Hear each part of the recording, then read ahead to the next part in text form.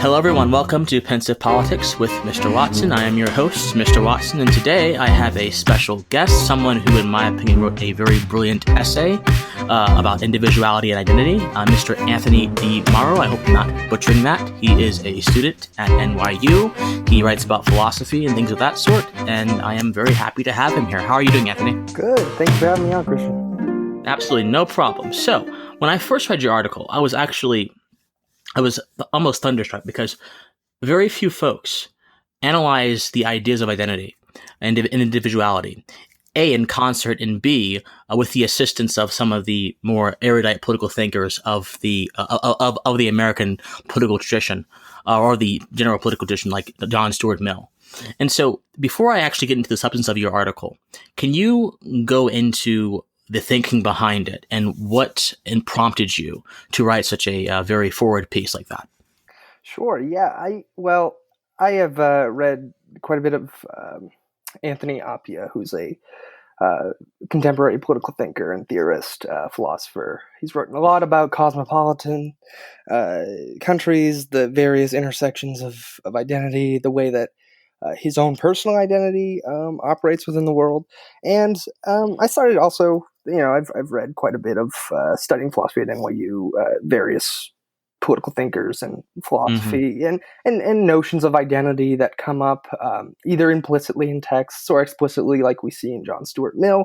He's probably one of the more famous philosophers who get noted for his conception of individuality.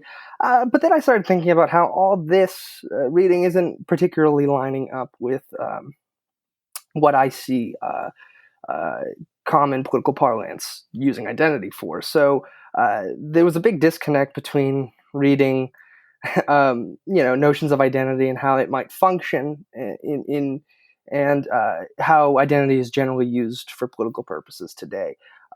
So I think the idea was just to bring in connection, what it is to have a functioning identity, and of course, how that impacts our understanding of individuality. Because at the end of the day, identity can be a very personal thing, and I think almost always will impact the way you operate on an individual level and as an individual. And I think that those two are very important things to have a clear grasp of if we're going to be using these terms as flippantly as we tend to do. And so the effect of identity, it's sort of its power, and the sort of ubiquitousness of it, as you mentioned, it being able to affect us on a personal level, and that the sort of inevitability of that fact. Do you think that is born from a natural necessity?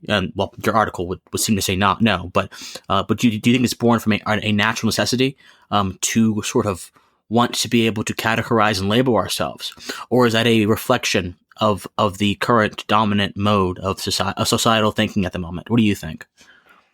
Well, signifiers placing us in groups is nothing new. I wouldn't. The notion of social animal, is often repeated, and anyone who's ever read even a little bit of Aristotle would probably cite that Indeed. quote. So, in that sense, no, the notion of having identities around, implicitly or tacitly is nothing new. But of course, the way it's been used, in the last probably century or so, or 50 years maybe, is somewhat unique to the period. And that definitely places more emphasis on what I take to be a misconception of identity. That is, an identity it makes reference to what a person essentially is. And I think that, that is, of course, just a phenomenological or category mistake. It's just simply a misunderstanding of what or how an identity functions within one's own understanding of it. So, Indeed, in that way, it's unique. But again, this is something that's been around. Well, you mentioned Aristotle, which is quite interesting, because Aristotle is very famous for signifying the idea of man and beast. Well, he signified the idea in a more prominent way. Of course, the idea existed before him, but he signified it in a more prominent way, and he provided some essential qualities, like, for example, man is rational, and beasts typically don't have rationality, that separates man from beast. So, would you say that Aristotle's sort of signifying metric that distinguishes two distinct objects have the same function as the identity does in a very social relationship? Because Aristotle, of course, was talking in a more broader metaphysical sense, which and that can always be reduced to a social sense. But do you think that the principle of signifying does have a social utility, so to speak, in the same way that signifying has a metaphysical utility? Well, it sounds like there's a couple questions baked into that. One being, where do signifiers come out in social dynamics? And the other seems to be about what these signifiers are used for, as far as, I don't know, personal gain or what have you. So to tackle the first question, I think if we're going to take seriously the way that social dynamics play out, then we have to take seriously identity. And a lot of people, especially on the political right, they tend to throw the term identity politics up. And of course. And there is a serious thing, I think, that is called identity politics. I think that exists, and I think it can be detrimental. But I think that is becoming a catch-all for just ignoring identity and the notion of identity outright. Precisely. As something that is always malicious or purely anti-meritocratic and things of that nature, which of course is just not the case. So do they come up in social? I think even by virtue of associating yourself as a conservative, identity is at play. I think social dynamics inevitably bring out identity. It's what we do with them, and if we can properly understand them, that makes identity important. Now, as far as its utility, I think that identity certainly can be used as a means to an end. Do I think it should be? That's a difficult question. Probably not. That's my intuition. Granted, I haven't thought about that very much. But the fact that it is used as a means does not necessitate its being something that we should avoid. And I think it often is used as a means, especially during political ends. A lot of times you hear the as a X, and whatever that X be filled in with, whether that's a man, as a woman, as a Latino, as a black male, as a homosexual, as a heterosexual, whatever that X is usually supposed to support or be used as evidence for an argument or give credence to a political point a lot of times. And that's, yes. There are reasons to think that there's something suspicious about that in dubio. Oh, I agree with you. But it is something that I think obviously has proven to be able to be used as something, as a tool to advance ideology or political motives or what have you. So can it be used as a tool? Of course. Should it be? That should be thought out very carefully. I agree.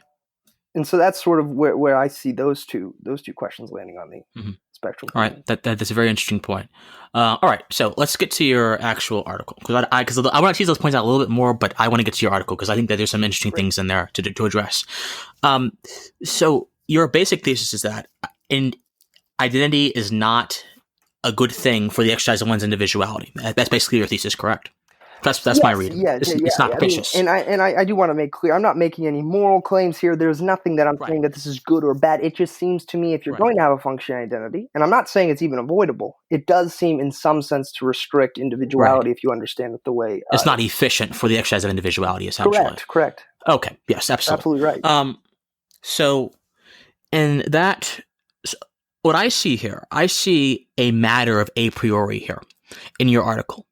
Because you mention that, for example, that identity, when it is exercised unknowingly, as some folks would say, that does not necessarily, when folks exercise qualities of a certain identity unknowingly, that does not necessarily mean that they are of that identity.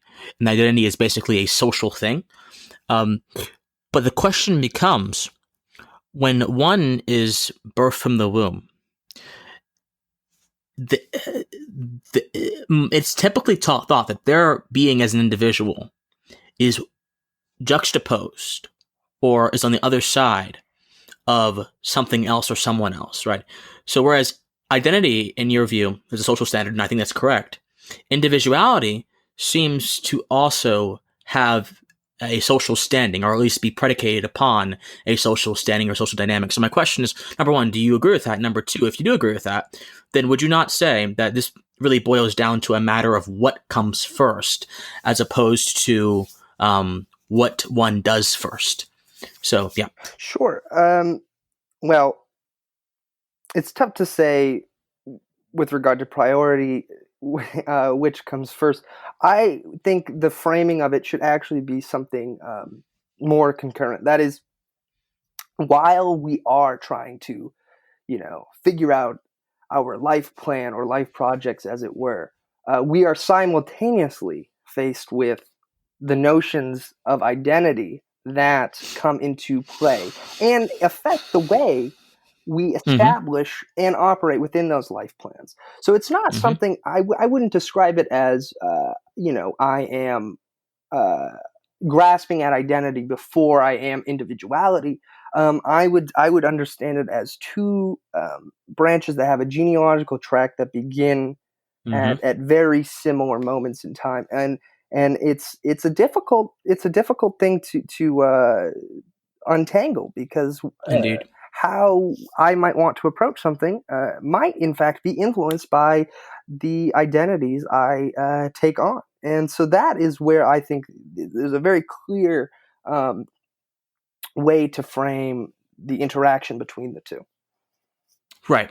And in your article, you mentioned that one assumes identity after the fact. It comes after the fact, which insinuates, is that correct? Sure. Yeah. I guess if you are going to take it to be the case that you discover a life plan that you want to be a writer, and you become, right, you have a religious, right, no one is born with a pen. Yes, exactly. But neither are you born a Catholic. And so, Right. well, some might disagree depending on when you're baptized. But I think it's very clear. And I wouldn't want to. I might have laid improper emphasis on one coming first than the other. It's possible that there is a way to determine that your individual project erupted before you took on a certain identity or any identity at all.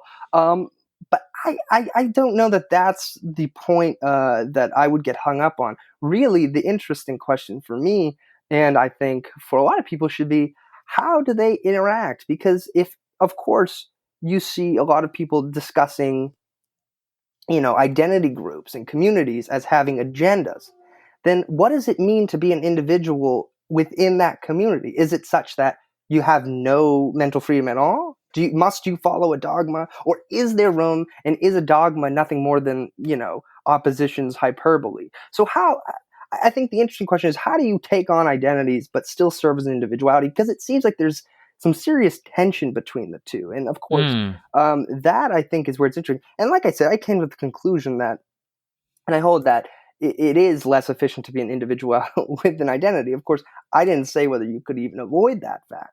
But, of course, the timing of which comes first, the chicken or the egg, is not as interesting to me as how do I, once I have both a life project and a given set of identities, or perhaps one in an ideal world, for argument's sake, how do I operate with those two things coming into conflict? Indeed. I think the question, respectfully, of a priori, is not more so to determine supremacy of some sort, or determine like which one should get first priority. It's more so to determine, okay, in a sequence of an order, in a sequence of a sort of a line of events. So in this case, the evolution of the self. what is that which is there without a social emphasis? What is that is sort of integral and inherent to me? Because I think that once you can answer that question, I think that you can actually begin to holistically evaluate how that which is integral to me, if I find out that is integral, i.e., individuality, or that which is not integral to me, if I find out it's a purely social individuality, possibly interacts with another social sort of concept. You see what I'm saying? Sure, yeah. And if you just want to talk about, the phenomenology of how you came to erupt as an individual or operate your individuality or exercise your individuality, I think it's an interesting question. It's an interesting question. Yeah, of course. But it also allows us to I think, prioritize or even perhaps analyze in a more holistic light how those things, how they should interact in social setting, right? Because if individuality, riddle me this, if individuality itself in a social setting, as you were wanting to address initially, is nothing more than another social sort of label or a state of being, then the question really becomes, does one truly have the umph or the onus to prioritize individuality over identity? Because the thesis is that identity does not really help in one's exercise of individuality, but without really evaluating the nature holistically of individuality, the question becomes, why does it matter? Well, of course. And I think your thesis is correct. I'm just curious what you think about that question. Well, I think first you have to have a working definition of what identities are, what is a functioning identity, and that's what I try to Absolutely. And we have to have a conception of individuality. I actually take the latter to be more difficult because it's a much broader category that you need to cover. There's a lot more groundwork you need to cover. Do I think I covered it all in this essay? Of course not. But if we're going to start with the identities, just to begin there and then compare that, well, I take identities to be a very active functioning identity is a very active notion, and so it's not that you aren't exercising an identity in as much as you are your individuality, and it's because I think I describe it as a tripartite system. So you need to have intention, incorporation, and reference. So it's not just that you take on identity; you have to actually intend to have the identity such that reference to the term instantiates a property that you intend to have. And of course, just having that property doesn't do it for you. You have to then incorporate what those expectations, what expectations are entailed by that property. And then you need to have a reference group because, of course, if the group doesn't recognize you as having that identity, it doesn't affirm the meaningfulness of that identity with which you try to take. And so working that out along with a unique life plan can be really difficult, because what you're saying here on the one hand is that, well, I'm dependent in some even very trivial sense on my meaningfulness to come from a reference group. But I'm also, if I'm going to be exercising individuality, need to maintain some sense of, I take it to be uniqueness or difference in the way you approach life. And again, this is very vague, and we can get more specific. And some people might disagree with my conception of individuality, which might give them more room for identities to function less as something that restricts versus enhances. But the way I see it is it's really a difficult situation that unfortunately does seem to restrict individuality, one or the other, because of course if you are so different, right? So if I want to be part of, if I want to incorporate myself within an Igbo tribe, I cannot simply, let's assume in a perfect world I can actually instantiate properties of an Igbo, and I can incorporate the expectations that come along with instantiation of that identity. I'm not going to be accepted into that tribe. It's going to be very difficult for me to get the actual tribe to affirm my existence within that group.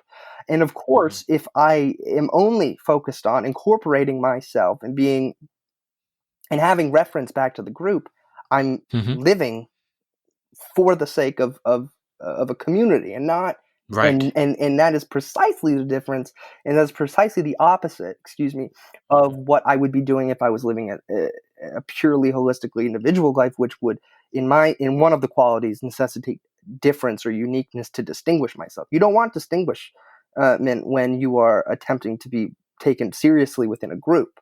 In fact, you probably want the opposite. You do want the opposite, and so that's where I see one of the fundamental tensions between this. And of course, if you want to be part of a group, you're going to have to say, well, I can't be so different. I can't actually be so different that the group would never take me in at all.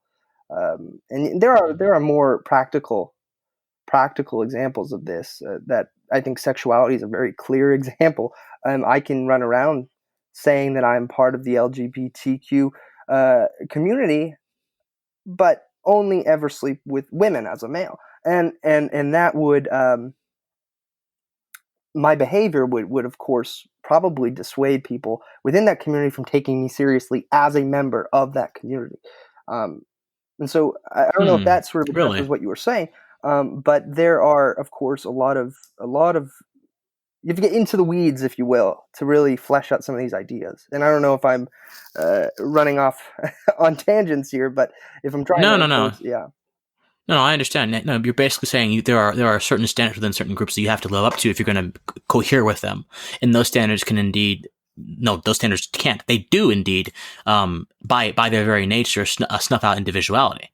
I mean, that seems quite evident, self-evident Yeah. to me. So yeah. This leads me to a question: is it possible, in your opinion, for there to be variances within the kinds of behavior that is acceptable within a certain identity? Like, for example, so you mentioned Catholicism in your article, but broader Christianity, indeed, there are all sorts of denominations of Christianity, as I'm sure you are aware, and a lot of them do a lot of different things. And there are even intra denominations, like within denominations within denominations that have different sects, different activities.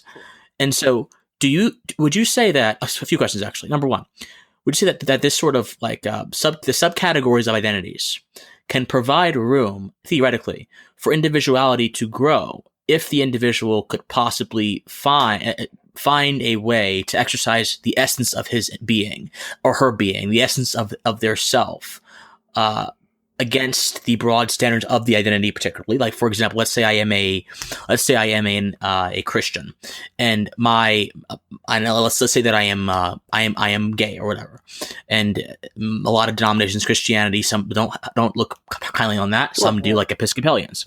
I'll say I want to go to Episcopalians. Okay, so I can go there. A lot of them don't mind that. And let's say I want to push the needle further, so I form a subcategory of Episcopalianism that is more amendable to my kind of theology that I have devised myself, and I've perhaps taken syncretically from other traditions around the world.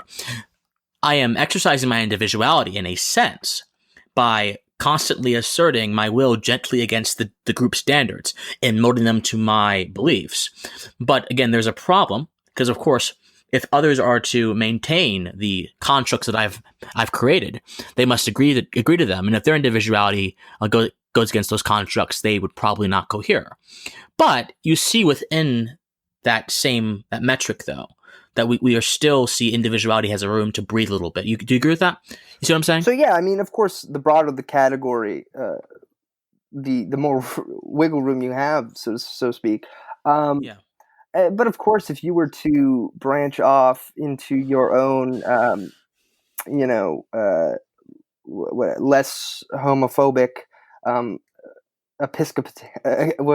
Catholic Christian subgroup, start your own church, those who were in the church that you shunned would not take you seriously as a Catholic. In fact, you see that a bit with the Jewish community.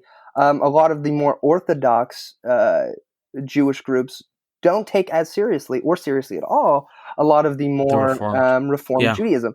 And so things like that are possible, where you break off and where you draw the line as to what is a legitimate community and what is, of course, the composition of one's own unique bewildered consciousness is of course a bit arbitrary. But at least at the beginning, if you were to break off, is it? Sorry? Is it arbitrary? To what? To determine where a community becomes legitimate. I think. Well, no, no. I think legitimacy is already assumed. I mean, is it arbitrary to exercise one's will to mold the community to their expectations, Okay, yeah. and So thus allow your individuality to grow? no, sorry, I must have misheard you. No, Okay, that's not going to be arbitrary. Of course, that's going to be okay, very very determined on what the group does and your success and ability to mold the group. ah, But what you need to think about is whether you are maintaining an identity for the sake of an identity. For example, of course, to say that you're a Catholic does not mean that you necessarily hold a particular view about, every particular historical event such that it's shared by all Catholics and that without it, right. you would no longer be taken seriously as a Catholic. No, there's room for a unique thought, but there's Yes, not room for complete divergence from the culture because even if you were to say correct. amend one, uh, amend that one facet and say yes, gay marriage is now accepted in this church. Um, you couldn't move on without at least accepting all the previous traditions and probably most of the language around that new subgroup you're trying to create because it holds its origins in one that is different that is Hmm. that already has a previous tradition. And so amendments aren't complete divergences from culture. There's room, Hmm. but there's not room for you to be an Episcopalian and say I don't believe in God.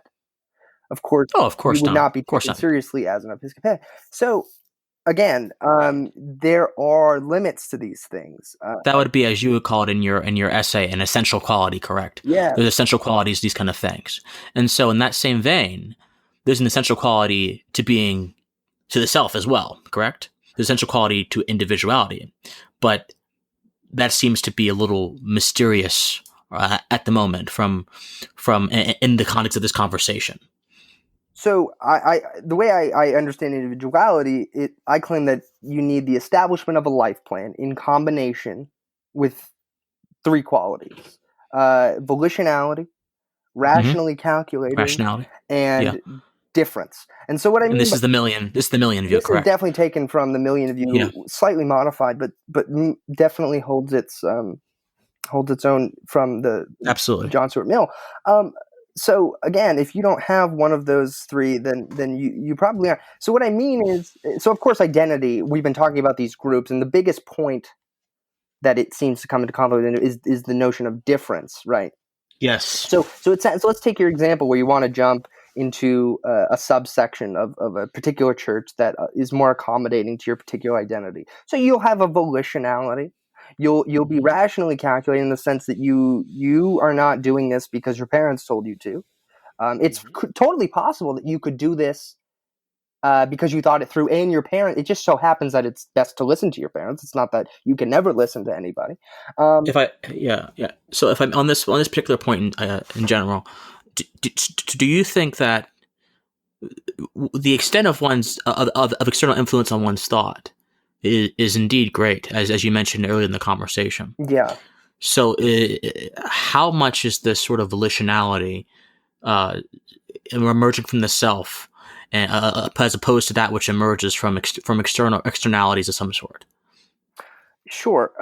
So I think the way that you need to handle external influence is something. There's sort of a basic rule of thumb.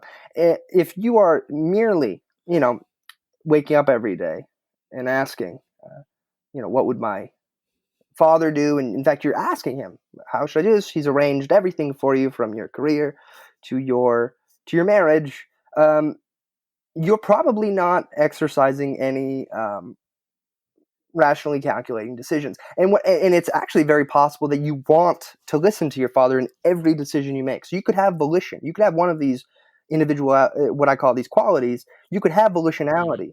Okay, you could establish a life plan. I want to live exactly like my father. And I am deciding I want to. So I'm volitionally and but what that takes away is the latter two. That is, you don't have any rationally calculating faculty. at least being employed, Mm-hmm. and you don't have any difference, at least not from your father. But even if we're going to say it's different enough because it's only you two living this exact type of plan, and you want to let that one in an ideal world squeeze by, you still are missing the fact that you're making decisions. Now, there's an alternative version where it so happens that after rationally calculating and employing your own faculties, that you determine it is best for you to follow the path of your father, that you do want to become a doctor, even though, because he's become you're not doing it because he's become a doctor, but you're doing it because you've come to the conclusion that you too want to become a doctor, and it's best for you So to what do I'm that. hearing, yeah. So what I'm hearing here is like the sort of spiritual substance that partitions identity from individuality is primarily, overall, generally, universally, willful servility versus independence of consciousness. Would you say that those are the two main things? And of course, you have the attributes and the qualities of individuality, the qualities of identity that you laid out, but broader, in a very broad sense. Are those two things what partitions, in your opinion, the two concepts we've been talking about today? So could you say those two things? I didn't catch the last one. Yes. Independence of consciousness, like independence of thought, and willful servility.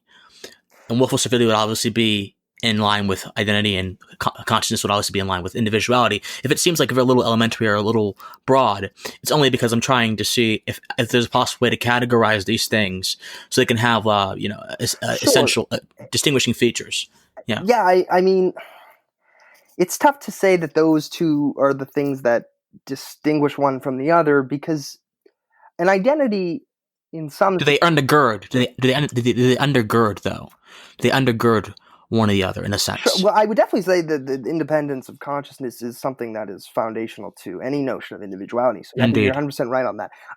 With regard to willful servility in terms of identity, I would caution the use of servility, because on the one hand, it seems like you're serving a group to conform, but but I think that it's much more benign. I think a lot of times, uh, you know, when one takes on an identity, it's not always something that's completely thought out until after the fact, and so it might be less willful at first than you might think, and moreover, you're not serving anyone insofar as you're not also helping yourself, because the idea is, if you're part of a community, you generally and choose to actively identify as part of that community. You want to be part of that community. Right. So, so when you say servility, I guess I would need more detail on what you mean by that. But it sounds like, certainly on the case of individuality, there's something very important about independence of consciousness, and I think you're right on the money about that. Awesome. One last question: can one not serve concepts? Depends what you mean. Could you elaborate? Well, for example, let me give you an example.